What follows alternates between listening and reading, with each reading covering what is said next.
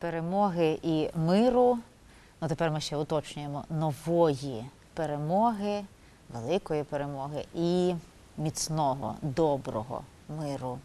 Зичимо всім улюбленим глядачам. І цю програму починаємо зі старого, доброго, улюбленого мультика, цитати з цього мультика про мандрівку у мурахи. І там була така фраза «Ех, молодіж». Чому ми про це? Тому що в студії у нас не «ех, молодіж», а «ух, молодіж». І ми зараз будемо говорити про молодь і про те, що таке молодіжна політика, власне, чи вона є. Наскільки можна поєднувати ці два, здавалося б, непоєднувані поняття – молодь і політика. Наскільки політика псує молодь, чи навпаки молодь робить політику інакшою, свіжішою, світлішою і такою, яка даватиме далі нам майбутнє. Про це ми будемо говорити в студії, де у нас «ех, молодіж» вже, а не, точніше, навіть «ух, молодіж». Бо це люди не просто молодь, це не просто представники молоді, а це ті люди, які для молоді, хоча самі є молоддю, і які є не споживачами просто, а виробниками чогось такого дуже цікавого молодіжного. Спасибі, що ви тут в моїй студії. Я вас тому пригощаю нашою запорізькою кавою прекрасною, бо Запоріжжя виробляє, а не тільки споживає, і вимагає чогось нового і цікавого. Анна Дворна, все-таки lady in first.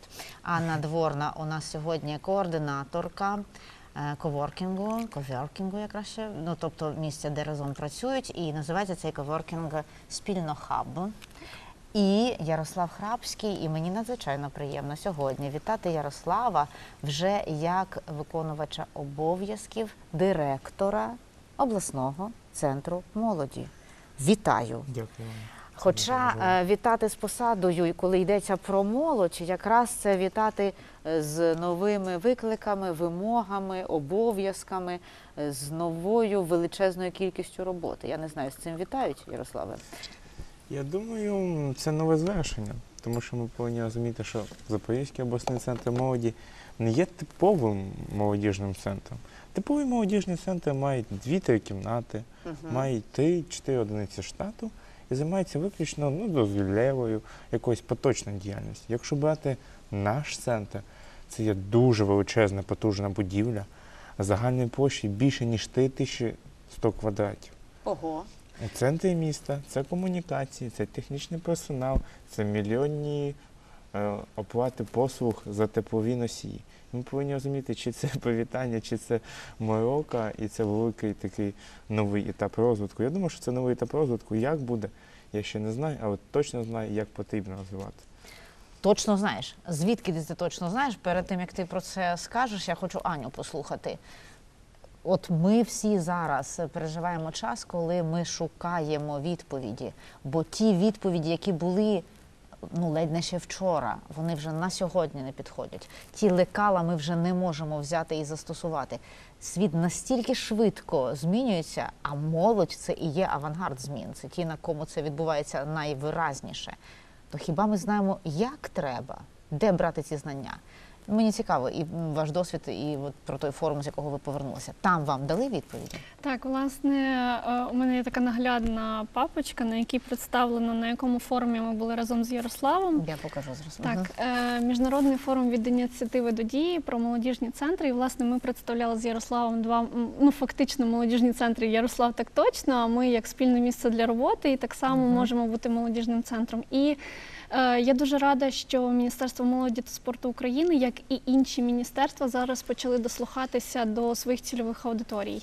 Власне, в цьому випадку до молоді. І на форумі нас дуже уважно слухали як представники за кордону, так і представники молодіжних центрів, які є комунальними установами, представники молодіжних центрів, які створилися завдяки донорам, завдяки спонсорам, завдяки іншим партнерам, яких вони знайшли. Всі форми власності, всі форми існування, нові і старі. Ну, Так, це як юридичні, так і ще юридично не зафіксовані, Ага. тому що ми, наприклад, як коворкінг юридично ще ніяк не зафіксовані. Ми йдемо до того, щоб, от ми сподіваємося, що вже в цьому місяці ми офіційно зареєструємося як громадська організація, і одна з наших послуг величезних – це розвиток коворкінгу як спільного простору.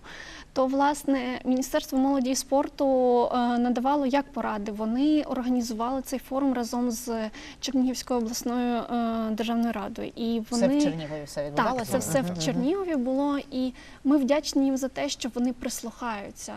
Вони хочуть, аби молодь, яка бажає змін, була проактивною, аби вона цікавилась, аби вона навчалась. І це якраз та молодіжна політика, про яку я думаю і мрію, що вона змінить країну, тому що нас чують, нас слухають, наші думки записують. І, власне, відбулася не так давно колегія Мінмолоді спорту, на якій якраз вирішувалася і частково доля молодіжних центрів в Україні. І це досить цікаво, тому що навіть замміністра молоді і спорту Олександр Ярема був з нами всі 3 дні на форумі. Це великий показник. Він дослухався до кожної думки, яка була пронесена. Він встиг поспілкуватися, напевно, майже чи не з кожним учасником форуму. І це досить важливо. По кінцю нашого форуму у нас була спільна резолюція, яку виголошували в Чернігові після того на колегії Мінмолоді спорту. І це думки молоді, які просто були змодеровані тими, хто організовував цей простір. На твою думку, Ярославе, вони більше зацікавлені в вас чи ви в них? Знову таки про відповіді питання. І от те, що міністерство сьогодні змінюється, це тому, що отакий склад, тобто це кадри вирішують, чи це дійсно знизу іде тиск і не можна вже не змінюватися? Тут є точна відповідь, що є запит. Є запит. За останній час ми всі повинні розуміти, що молодь є виокремленим класом. І вона створилася, і вона функціонує. В Україні вона чітко виражена, і вона бунтує. І якщо вона не Тобто вона суб'єкт. На твою думку, Вона молодь, точно це суб'єкт. Україна, це точно суб'єкт. Це Вона- вже не, ну, Ні, якщо вона до 14-го точно- це ще було питання, то після Я не 14-го... ставлю навіть питання до 14-го. Ми ставили. Ми говорили ми- байдужі, ми говорили продажні, ну, ми спеціально Можливо. провокували, але ну, от 14-й показав, що молодь є. Вона і зараз є. Вона і зараз є, і найголовніше, вона зараз хоче бути задіяна. І ті активності, які ми повинні надати, безумовно, через концепцію міністерства, наразі є потужне оформлення, що міністерство за останній час виробило точно зрозумілу концепцію для кожного, як вона повинна комунікувати з молоддю. Вона виробила для себе позицію молодіжних центрів, як для суб'єктів, тобто для молоді, і позицію молодіжного працівника. Це окрема програма саме для спеціалістів, які працюють з молоддю. Клас. Тобто молодіжні центри вони мають на загалом три або 2 етапи. Перший етап це місцевий, це він повинен бути в кожній громаді, в кожному населеному пункті або мікрорайоні. Він буде невеликий, в якому буде можливість отримати послуги, дозвілля, неформальної освіти, просто провести цікавий час. І він буде працювати за зручним графіком для молоді. Ну, Наступний тобто вечір і вихідні, вечір, а не вихідні, тільки безумовно. як робочий І вже час є і такі навчання. етапи. Наприклад, є центри, які працюють за диференційованим графіком, де вони працюють до 11, до 10. І Вечора. люди там приходять, безумовно. Тому що якщо брати навіть наш центр молоді, точно незручний час, тому що мої працівники уходять додому, а студенти тільки приходять спати. І це питання керівництва, це не важко змінити, але це змінюється, це проштовхується. Це вже робиться, це вже є, є вже досвід. не є. Наступний етап після тих місцевих центрів є центри регіональні, які будуть об'єднувати вже, крім такої потужної дозвілєвої роботи, гурткової, будуть вже займатися методичним забезпеченням. Тобто саме проводити молодіжного працівника, проводити тренінги, займатися саме молодіжними працівниками, які будуть працювати безпосередньо в цих громадах. І наступний етап молодіжних центрів – це вже центри національні. Їх буде небагато. В Україні, можливо, 5, 6, 7, 8. В них дуже жорсткі критерії. Вони будуть відповідати критеріям Ради Європи. Тому що ми повинні розуміти, що Україна є повноцінним членом Ради Європи. Навіть крім того, вона зараз має керівництво в Раді Європи, тому що ми маємо Прем'єра. Ми маємо офіційного представника в Раді Європи. Зокрема, в керівництві. В керівництві там маємо Герой Намирі. Григорій Ложинський зараз Ну, займає посаду заступника займає. керівника. Займає заступника керівника ПАСЕ. Тобто він має безпосередньо оперативне управління в Раді Європи. І ми повинні точно зрозуміти, що маючи такі високі можливості, ми повинні впроваджувати ті стандарти. Ті стандарти чітко прописані, і вони називаються знаки якості Ради Європи. І вони будуть задіяні для всіх центрів. Для всіх молодіжних центрів, які є. Вони є і для місцевих молодіжних центрів, регіональних, національних. Тобто це не просто слова, це чітко визначені критерії, які будуть, наприклад, персонал володіє англійською на рівні такому. Має кампус для розміщення і проживання людей там, на 35 осіб і більше. Мають можливість для спільного працювання там, 100-150 людей одночасно. Для місцевих, звісно, це набагато менше, але точно і трошки нижче набагато вимоги, нижче, але точно вони є задіяні. Тобто ця структурованість, вона виправдана. Вона точно Вона виправдана. не заважає молодіжній креативності, хаотичності і такому іншому. Ні, Оця європейськість, бо тут вона є оцей надасть формалізм. можливість взагалі молодіжній цій хаотичності бути задіяні. Тому що ми кажемо, вибирай для себе рівень. Якщо ти просто хочеш займатися фаном, ми тебе надаємо можливість на регіональному або на місцевому центрі створити свій молодіжний центр. Тому що ми прописуємо... Фан – це розваги. Так, розваги. Хочеш дозвілля, розваги, Хочеш відпочинок, займайся. будь І ласка. найголовніше, ми зараз займаємося ще великою нормотворчою роботою. На жаль, дуже на жаль, 2 рази в Верховній Раді був провалений закон про молодіжний центр. Він мав трошки іншу назву. Це був Але, проект по суті, змін, було але по про суті це молодіжний було центр. визначення молодіжних центрів. Але ми маємо точно вже відповідь від міністерства, яка звучала на колегії, що буде внесений від уже Міністерства молоді та спорту, від Кабінету міністрів законопроект про молодіжні центри, і ми маємо ще інший законопроект, який не прийнятий, але вкрай важливий. Це закон про молодь. У нас ще досі немає закону про молодь. У нас існує закон про молодь ще 90-х років, який визначає державні стандарти соціального забезпечення, молодіжної політики, але точно і не визначає, що ж таке молодь. Молодь – це клас, чи це група, як з нею комунікувати. Вона не визначає стандартів молодіжного працівника. Хоча другою і найголовнішою перемогою, тому що це точна перемога Міністерства молоді та спорту, є загальнонаціональна програма «Молодіжний працівник», яка прийнята в державній концепції та стратегії «Молодь України». Ми повинні констатувати, що наразі діє державна цільова програма «Молодь України», яка розрахована до 2020 року. І до 2020 року 100% молодіжні центри та молодіжний працівник є пріоритетом. І вони в будь-якому разі, навіть якщо буде спротив регіональної, місцевої влади, особливо спротив влади в об'єднаних територіальних громадах, це навіть не спротив, це не обізнаність. Тому що ми чітко нам презентували найкращі кейси, щоб ви розуміли, є такі маленькі громади, які налічують до 10 тисяч людей, а вони беруть старий будинок культури, роблять там ремонт, купляють фліпчарт, проектор, і це є дозвіллєвий центр. І цей центр надихає. Ти дивишся, там можна пограти, повчитися, як малим, так і великим. Це такий маленький дитячий садок, але і для дорослих.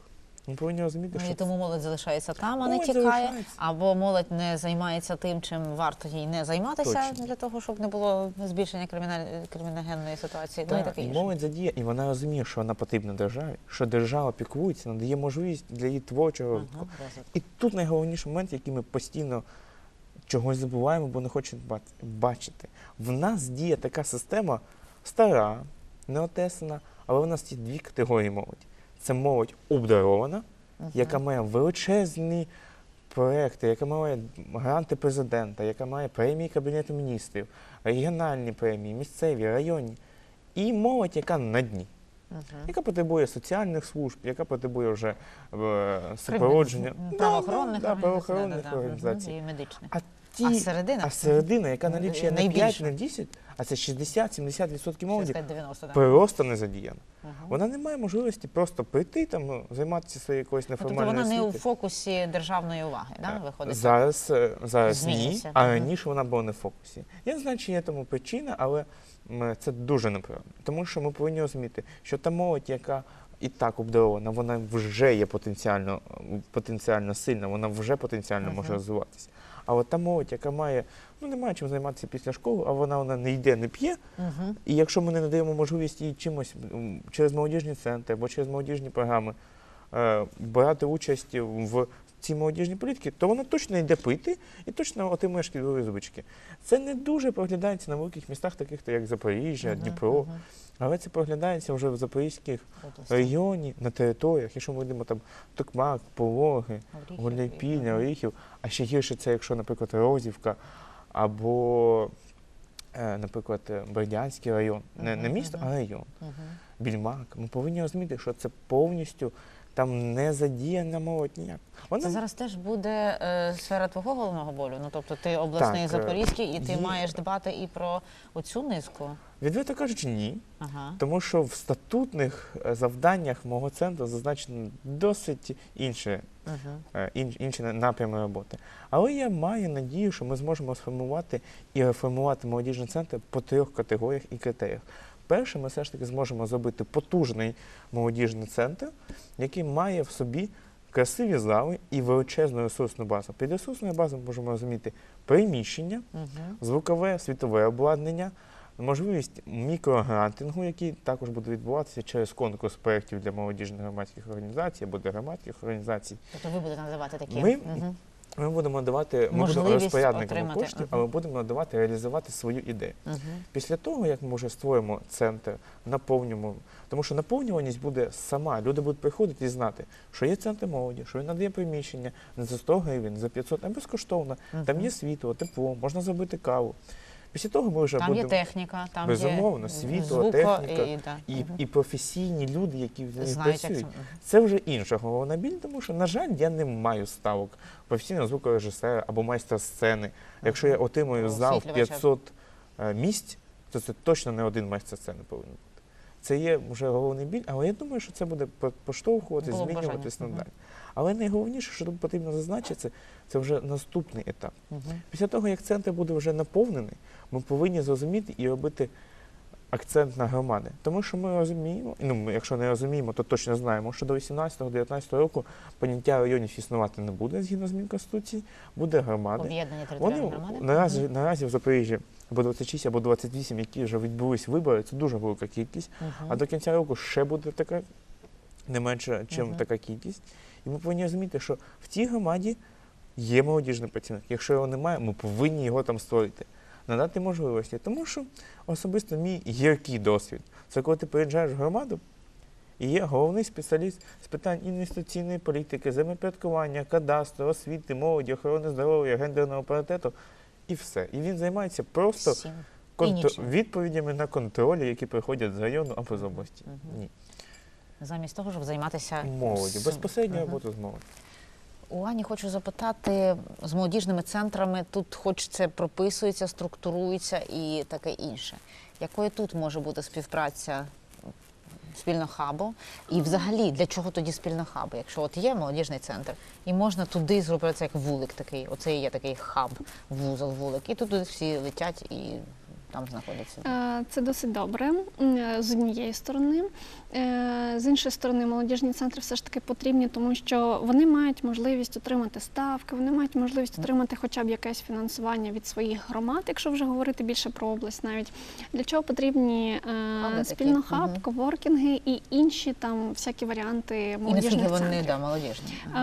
Вони молодіжні більшою своєю мірою, тому що найчастіше створює їх молодь.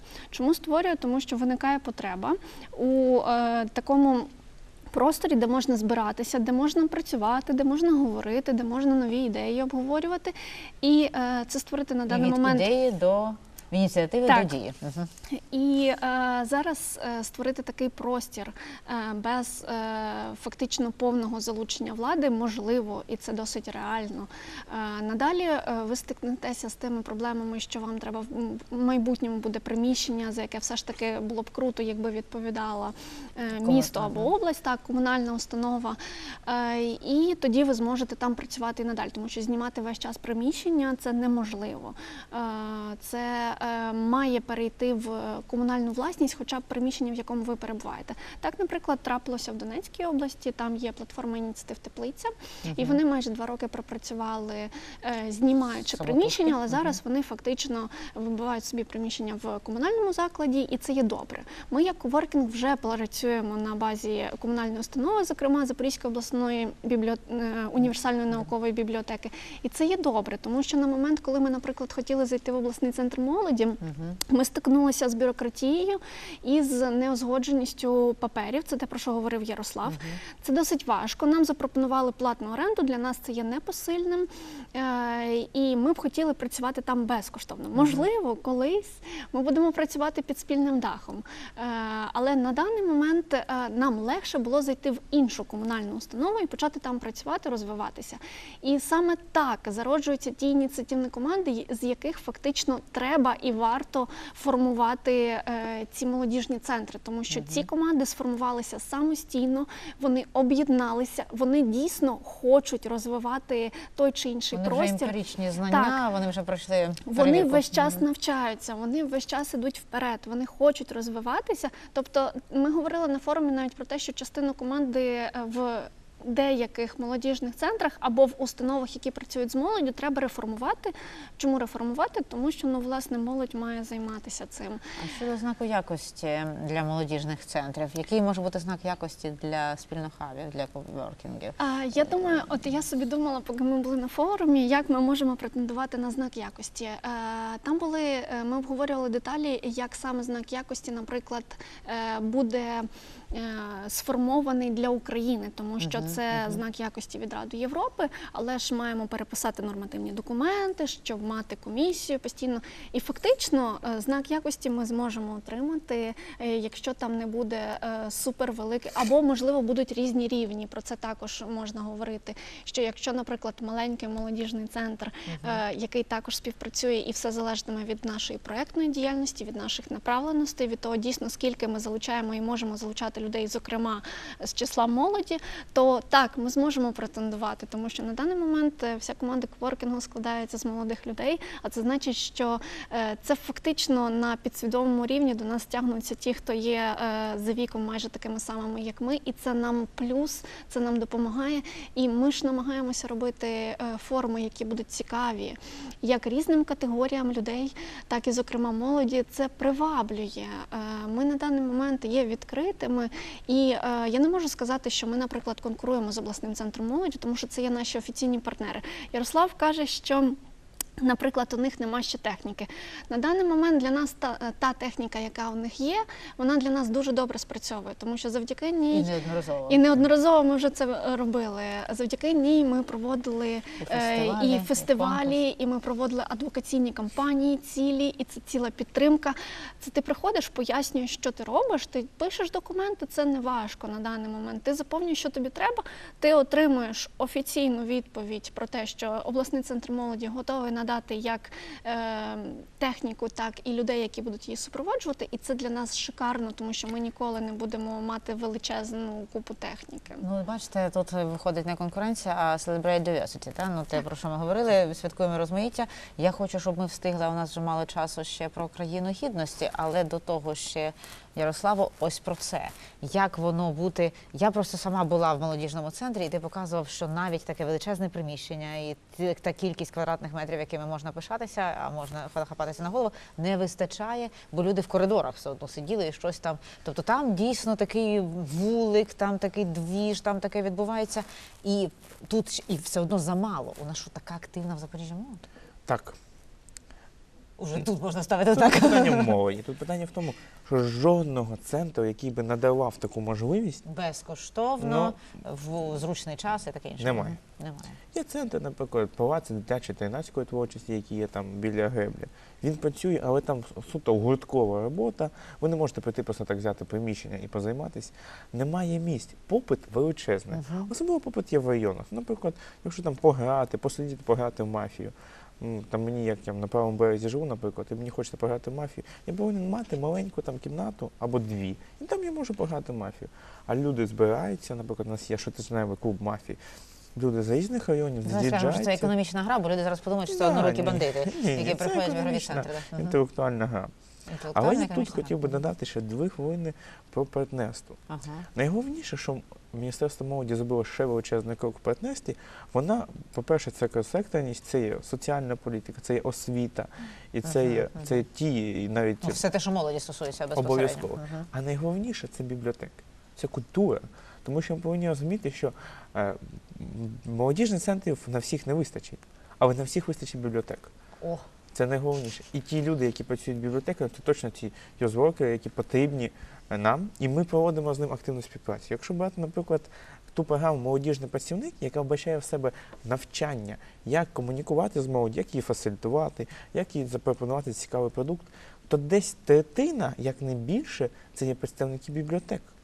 Це є люди, які розуміють, що їм потрібно трансформувати свою діяльність, тому що класична бібліотека, на жаль, вмирає, а Але бібліотека вона, на щастя, гурткова, як дозвільний центр, як ресурсний центр відроджується, і туди є попит, і молоді люди, і не тільки молоді, але здебільшого молоді грають, розвиваються, отримують неформальну освіту.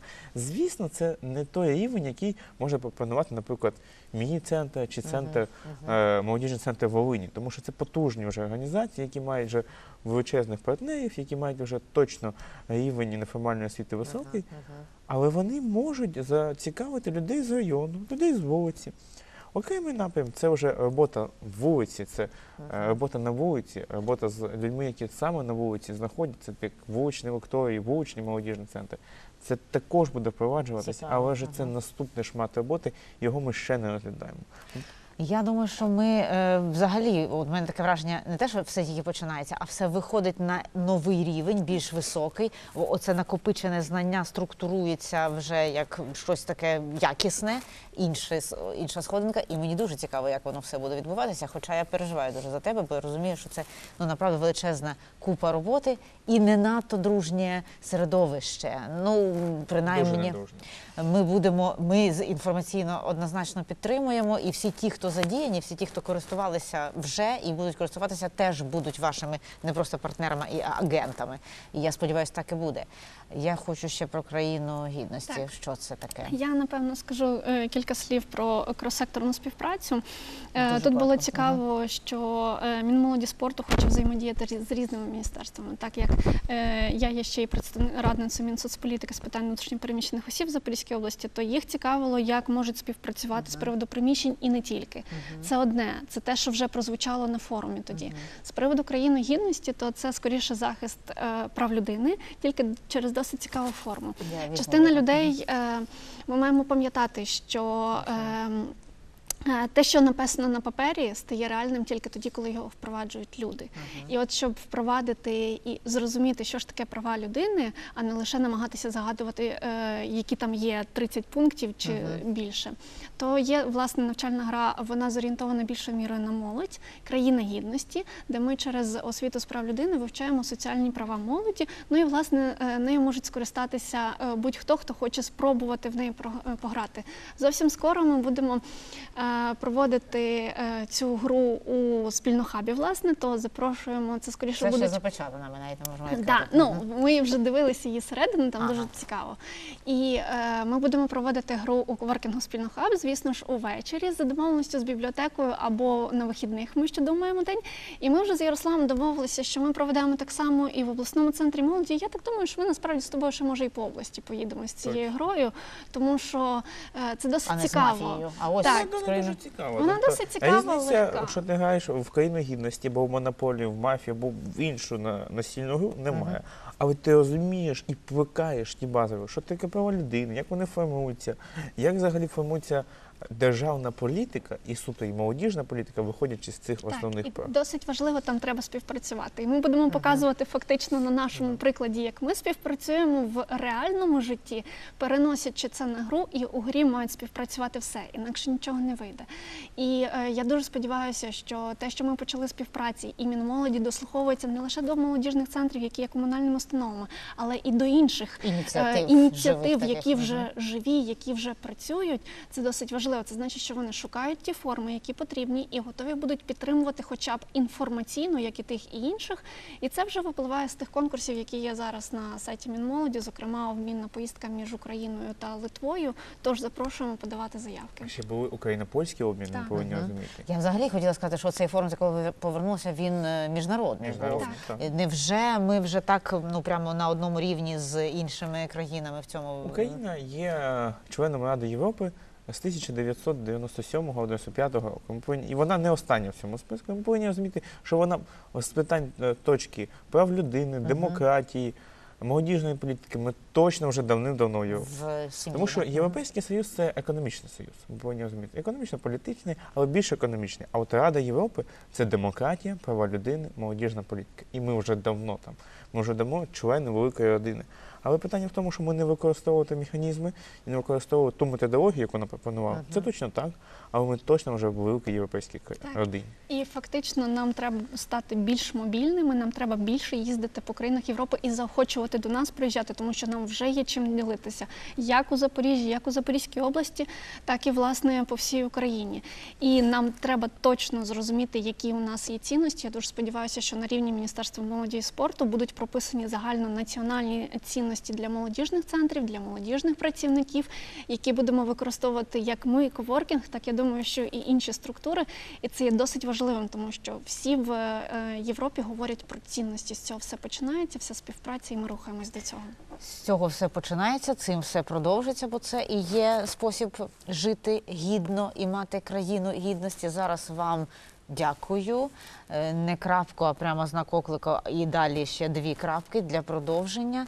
І у нас ще величезна купа питань, які треба артикулювати, сенсів і смислів, які треба озвучувати, а головне ініціатив, які треба впроваджувати. Спасибі. Дякую. Далі буде.